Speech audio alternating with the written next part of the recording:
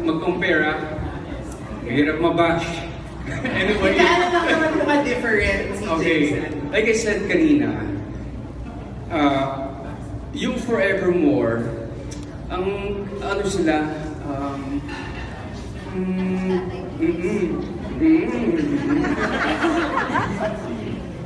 Wait lang because he's too honest. Daddy, please stop. Like, can you just concentrate na lang sa kanila? Naninervous ako sa kanya. No. Dahil sa kanila na lang. Thanks, Daddy. Sorry, Chips. Ayan. To be fair naman, Tingnan mo, ayaw din no, nagalit. Pwede ako na lang sasagot. Ako na lang, thank you for that wonderful answer. Okay, I've worked with other mga ka-love teams, but mas maigi na, I don't want to compare them to the other love teams. Magkakaiba silang lahat.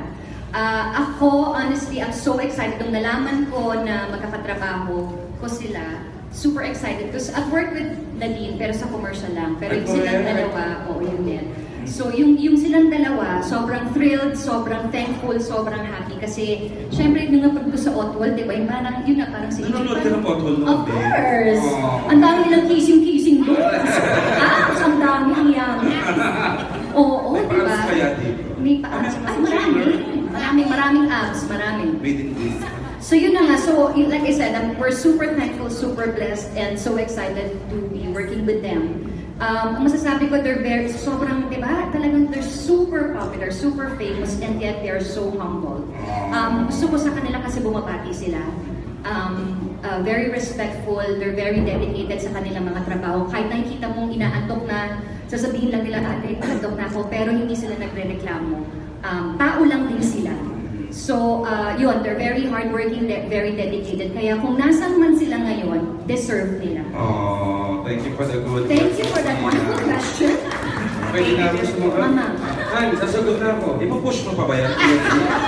Parang wag na. Natatel si Mother B-Boy.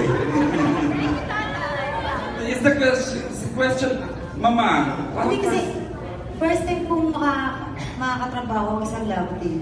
Yung mga nakaraan ko kasing show, wala namang love team na ganito. Ariana, wala.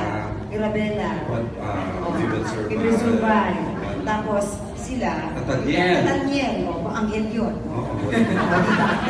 Pero Mare. In fact, silang excited na makatrabaho ako. Aminin ang dalawa, umamin kayo. Silang excited makatrabaho ang isang pokwa. Bakit?